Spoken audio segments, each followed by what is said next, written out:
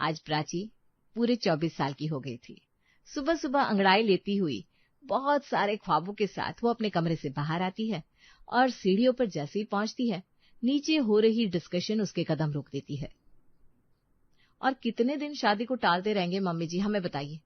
मैं भी कोई 35-36 साल की तो हूं नहीं। 26 साल में मेरी भी शादी हो गई थी। प्राची दीदी अब बच्ची नहीं रही।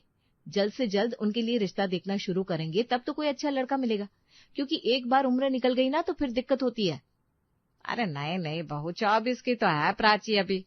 सुन लीजिए दादी जी क्या कह रही मम्मी। सेठिया गई है क्या तू उषा? 24 सिर्फ नहीं होता।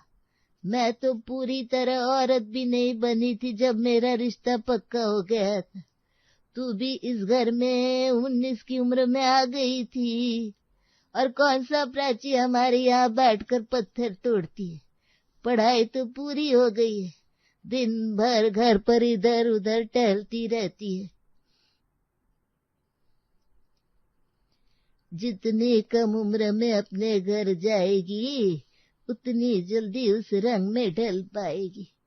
एक बार पौधा अपनी जड़ पकड़ लेना तो उसे कहीं और लगाना मुश्किल नहीं, नामुमकिन हो जाता है। सीढ़ियों पर खड़ी प्राची सहम जाती है। कहाँ मैं अपने बर्थडे के बारे में सोच रही थी और कहाँ यहाँ मेरी शादी की बात हो रही है। शादी, ये लोग मुझसे बिना पूछे मेरी शादी के बारे में सोच कैसे सकते हैं? This is not right. Prachi का सारा मूड खराब हो जाता है। वो कपड़े बदलकर सीधा अपनी सहेलियों से मिलने के लिए चली जाती है। बात तो तेरी बिल्कुल सही है प्राची, तुझे बिना पूछे ये डिसीजन उन्हें नहीं लेना चाहिए, पर अभी तक कुछ हुआ थोड़ी ना है। अभी तो तेरे लिए लड़के देखे जाएंगे, उनमें से तू जिसे पसंद करेगी उससे शादी होगी ना तेरी। अरे पर मैं चलेगी तो मम्मी का क्या होगा? तू तो ऐसे बात कर रही है जैसे तू अपने घर का बेटा है।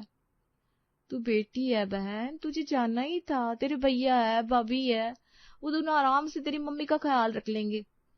वही तो बात है ना, ये सच्चाई मैं किसी को बता भी नहीं सकती।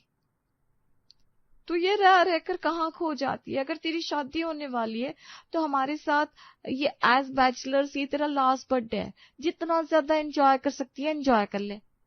प्राची की सहेलियां उसके लिए केक लेकर आती है, वो केक काटती है। सभी नाश्ते का मजा ले रहे होते हैं कि तभी प्राची के फोन पर उसकी माँ का फोन आता है। कहाँ निकली है बेटा, तू बता कर भी नहीं गई, मुझे फिक्र हो जाती है। आज तेरा जन्मदिन है, मैंने सोचा था मंदिर जाएंगे। मेरी शादी की बात सुन ली थी मैंने, तो मेरा मन जरा खराब हो गया था मम्मी। अब काहे का बर्थडे मनाना है? मुझे तो उस घर से निकालने पर तुल पड़े हो ना सब। अरे किसी ने बोल दिया और तेरी शादी हो गई, इतना भी आसान नहीं है। तभी पीछे से उषा की सास उसे आवाज लगाती है। अरे मर जानी, कहाँ रह गई? दूध देगी कि नहीं? तेरी दादी आवाज लगा रही है बेटा, जरा उन्हें गर्म दूध देकर आती हूँ, तो अपना ख्याल रखना। ऐसे छोटी मोटी बातों को दिल पर नहीं लगाते। मुझे देख, मैंने सबकी बातें दिल से लगाई होती तो क्या आज यहाँ तक गृहस्थी पहुंच पाती? एक से सुन दूसरे से निकाल दे, समझी? और जो कुछ पसंद हो खरीद लेना मेरी तरफ से। अपने बर्थडे को छोटे तौर पर सेलिब्रेट करने के बाद प्राची अपने घर लौटती है और देखती है कि उषा एक बाल्टी और कपड़ा लिए घर की खिड़कियां साफ कर रही है। अभी 2 दिन पहले तो सारी खिड़कियां दरवाजे साफ किए थे तुमने। ये रह रहकर झाड़ू पोछा क्यों करना शुरू कर देती हो मम्मी? 500 रुपया देकर किसी काम वाले को बुलाकर डस्टिंग करवा लो ना। वो तो हो ही सकता है बेटा, पर नौकरों के पीछे खुद नौकर बनना पड़ता है और वो लोग मन मुताबिक काम भी नहीं करते। उनके पीछे माथा खपाऊंगी ना, उतने में मैं खुद ही काम कर लूंगी। और वैसे भी बुढ़ापे में जितना शरीर चलता रहे उतना अच्छा है। एक बार शरीर को बैठने की आदत लग गई ना, फिर ये उठेगा नहीं। और फिर किसी के पीछे पानी के लिए भी मोहताज होना, ऐसा बुढ़ापा नहीं चाहती मैं। प्राची घर के अंदर जाती है और अपनी दादी को आराम से चने चबाती हुए देखती है। जिस उम्र में लोगों के जबड़े में सिर्फ मसूड़े रह जाते, उस उम्र में अब चने खा लेती है। मानना पड़ेगा दादी। तो तेरा क्या जा रहा है? मेरे दांत लोहे के हैं, लोहे के, और कलेजा उससे भी मजबूत। पर ये मनोज ने ऐसी मूर्ति जैसी बहू ला कर दे दी, कोई काम ही नहीं होता इससे। और तू ये कहाँ घूमने गई थी? किसी लड़के का चक्कर है क्या? बचपन से मैं गर्ल्स फीमेल स्कूल में पढ़ी हूँ दादी। कॉलेज भी लड़कियों वाला था और ट्यूशन पापा ले जाते थे, पापा ही छोड़कर जाते थे। कहाँ से कोई चक्कर होगा? फिर ठीक है। मैंने अपने भाई से बात की है, उसके नजर में एक लड़का है, वो लोग इस बुधवार को तुझे देखने आ रहे हैं। प्राची कुछ नहीं कहती और सीढ़ियों से चढ़कर अपने कमरे की ओर जाने लगती है। तभी उसकी भाभी अपने कमरे से आवाज लगाती हुए कहती है,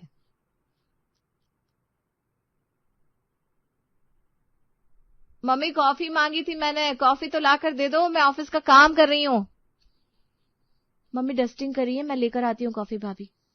प्राची फौरन किचन में जाती है और कॉफी तैयार कर लेती है। बहू बनकर मम्मी को बहुत कुछ सहना पड़ा, फिर वो सास बनी, तब भी कोई ज्यादा फर्क नहीं दिख रहा मुझे। ये कैसा ससुराल है, न पति साथ रहता है, न बेटे बहू को फर्क है, और ऐसे में मैं भी चलेगी तो मम्मी किसके सहारे रहेगी। अपनी भाभी के लिए कॉफी बनाकर प्राची उसके कमरे में बिना नॉक किए अंदर चली जाती है। अपनी ननद को सामने देखते ही निधि अपना लैपटॉप बंद कर देती है। ये क्या तरीका है प्राची, मैंने कहा था ना आप मेरे कमरे में नहीं आएंगी। मेरा मतलब है ऑफिस के आवर्स में कभी आप आती है, कभी मम्मी जी, ठीक नहीं लगता ना, मेरा वेबकैम ऑन रहता है। मम्मी बाहर डस्टिंग का काम कर रही है भाभी, ऐसे में वो आपके लिए कॉफी कैसे बनाती। अरे तो कौन सी बड़ी बात है, दीवार और खिड़कियां घर से निकलकर भाग थोड़ी ना रहे थे, कॉफी बना लेती, उसके बाद फिर डस्टिंग कर लेती। अच्छा छोड़ो, आप जरा घर पर रहा करो और चेहरे का ध्यान दो, लड़के वाले आ रहे हैं देखने।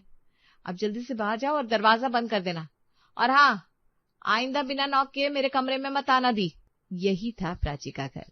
डस्टिंग के बाद उषा सीधा किचन में जाती है और सभी के लिए खाना बनाती है। अपनी सास को दवाइयां देती है, खाना देती है, अपनी बहू के कमरे में खाना लेकर जाती है। हाँ, सर्वर में एक वायरस आ गया था, 2 मिनट में वायरस चला जाएगा, वेट। दाल चावल और करेले की सब्जी बनाई है बहू, खा ले।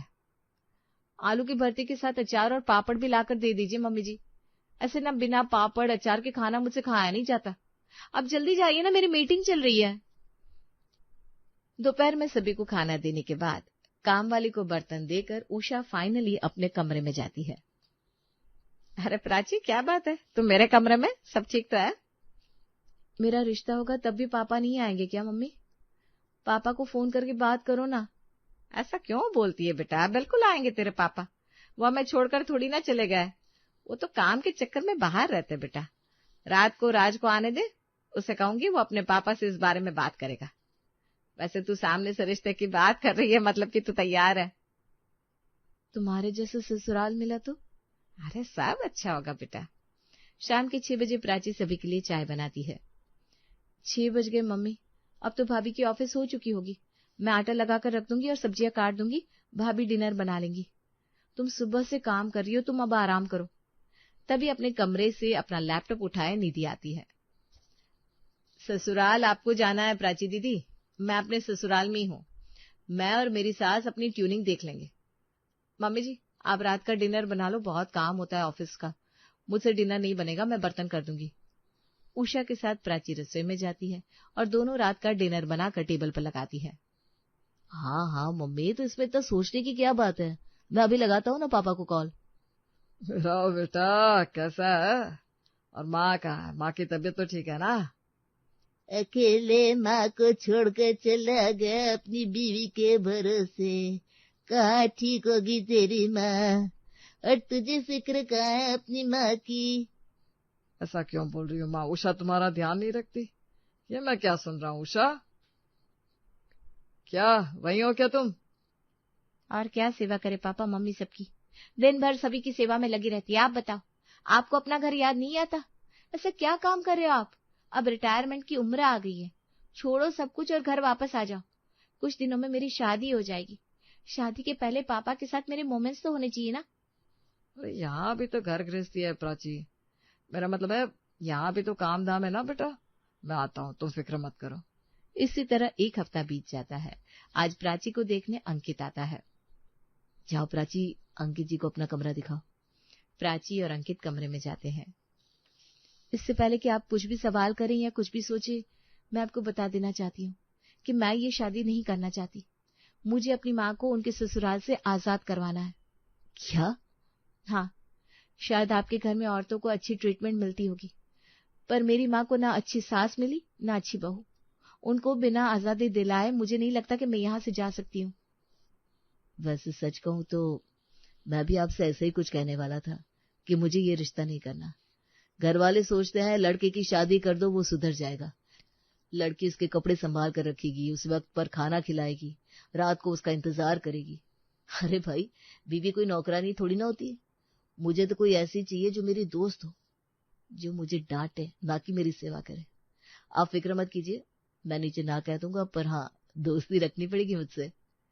प्राची इस रिश्ते से तो बच जाती है, पर उसे एक नया दोस्त मिल जाता है अंकित के रूप में। और कुछ दिनों बाद कुछ ऐसा होता है जिस बारे में प्राची ने कभी नहीं सोचा था। मुझे तुम्हें कुछ दिखाना है प्राची, तुम मुझसे मिलने आ सकती हो क्या पार्क में? प्राची पार्क पहुंचती है। आई एम सो सॉरी, पर तुम्हारे पापा, मेरा एक दोस्त है जो मुंबई में रहता है, और अजीब सी बात देखो, उसी के फ्लैट में तुम्हारे पापा रेंट पर रह रहे हैं। उनकी लाइफ में कोई और औरत है, उनकी फैमिली है, इसलिए शायद वो वापस नहीं आना चाहते। उन्होंने तुम्हारी माँ से सिर्फ अपने पेरेंट्स की सेवा करवाने के लिए शादी की थी। मुझे तुम्हारे लिए बहुत बुरा लग रहा है। पापा ऐसे कैसे कर सकते हैं? ये नहीं हो सकता। मुझे पता था ये बात मैं तुम्हें फोन पर बताऊंगा तो तुम बर्दाश्त नहीं कर पाओगी, इसलिए मैंने तुम्हें यहाँ बुलाया। और एक बात, तुम्हारी भाभी पहले ज्वाइंट कंपनी में काम करती थी। पहले? उनकी जॉब तो 8 महीने पहले ही जा चुकी है। मतलब कि 8 महीने से वो जॉब करने का ड्रामा कर रही है काम से बचने के लिए।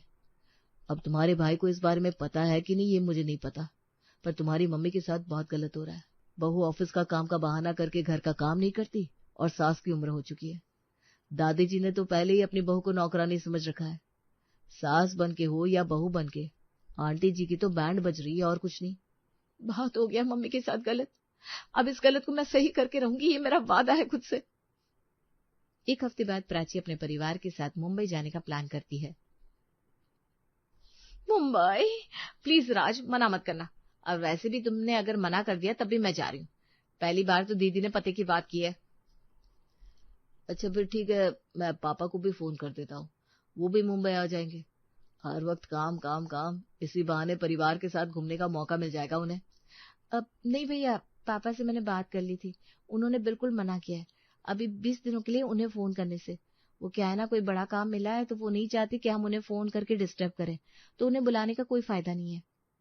मेरे मनोज को परेशान मत करो तुम सब। मेरे लिए अच्छी अच्छी कॉटन की साड़ियां निकाल देना उषा, और हाँ, सफर का खाना साथ लेकर चलना। सभी निकल पड़ते हैं मुंबई के लिए। चाय चाय, कॉफी चाय, लेमन टी। भैया सभी को चाय दे दो। मुझे नहीं बेटा, मैं कहाँ बाहर का खाती हूँ, पता नहीं किस हाथ से चाय बना रहा है ये। ए बहू, दूध का पाउडर लेकर आई थी ना, तू मेरे लिए चाय बना दे, थर्मस में गर्म पानी है। राज बेटा, जरा बहू को कहना चाय बना दे। तुम दोनों तो छुट्टी लेकर आए हो, अब सफर में भी मैं ही काम करती रहूंगी तो मेरी कब छुट्टी होगी। निधि? हाँ हाँ, बना देती हूँ दादी जी। निधि चाय बनाकर अपनी दादी सास को देती है। हाथ हो गई, इस चक्कर में मेरी चाय ठंडी हो गई। चाय पीते ही दादी कहती है, नॉर्मल पानी तो दे दो पीने के लिए, मीठे मुंह बैठी रहो कि दांत में कीड़े लग जाए। देती हूँ दादी जी, ये लीजिए बोतल। तो ठीक तो है राज की दुल्हन, मैं बोतल से पानी पीऊंगी क्या? गिलास लेकर आई होगी उषा, गिलास में भर कर दे। निधि दादी को पानी देकर जैसे ही बैठती है, दादी कहती है, अरे मुंह पोंछने के लिए रुमाल लेकर आई थी, रुमाल कहाँ है उषा बहू? आज मैं छुट्टी पर हूँ माँ जी, मैं सो रही हूँ, अपने पोते की बहू से जो काम करवाना हो करवा लीजिए। और ये कहकर उषा मुंह ढककर सो जाती है। पूरे रास्ते में बहू ये दे बहू वो दे। निधि की दादी सास उसका कचूबर निकाल देती है और फिर मुंबई स्टेशन पर उन्हें मिलता है अंकित। अरे आंटी, आप लोग मुंबई आ रहे थे? What a coincidence. Ankit ji, coincidence का हम करे भी क्या, जब आपको हमारी ननद पसंद ही नहीं आई तो। उसके लिए तो आई एम सॉरी, पर इसका ये मतलब थोड़ी ना है कि जान पहचान खत्म हो जाएगी। आप लोगों को होटल में रुकने की कोई जरूरत नहीं है। मेरे दोस्त के यहाँ 2 फ्लैट है, एक तो रेंट पर है, दूसरे में मैं रुकने वाला हूँ। आप लोग भी मेरे साथ रुक जाइए, कोई दिक्कत की बात नहीं है। इसके पहले कि कोई कुछ कहता पूछता, निधि अपना सामान लेकर अंकित के पीछे चल देती है। अब होटल के 3000 एक दिन के बच रहे थे तो क्या ही दिक्कत थी। सभी अंकित के फ्लैट में पहुंचते हैं। ये सामने वाला फ्लैट, इसी फ्लैट में अंकल अपनी दूसरी वाइफ या गर्लफ्रेंड जो भी है ना उसके साथ रहते हैं। आंटी, क्या करना है? अंदर जाकर धाबा बोलना है, सोसाइटी वालों की भीड़ इकट्ठी करनी है? अब जैसा बोलोगे मैं वैसा करने को तैयार हूँ। एक काम कर प्राची, अपना जींस टॉप दे दे मुझे, मैं भी जरा मॉडर्न बनूं, और उसके बाद हम सीधा सामने जाकर प्राची के पापा से कह देंगे कि मैं अब इस रिश्ते में नहीं रहूंगी। देखते हो क्या रिएक्शन आता है सामने से। ना इधर घर वालों को कुछ पता था और ना उधर वालों को।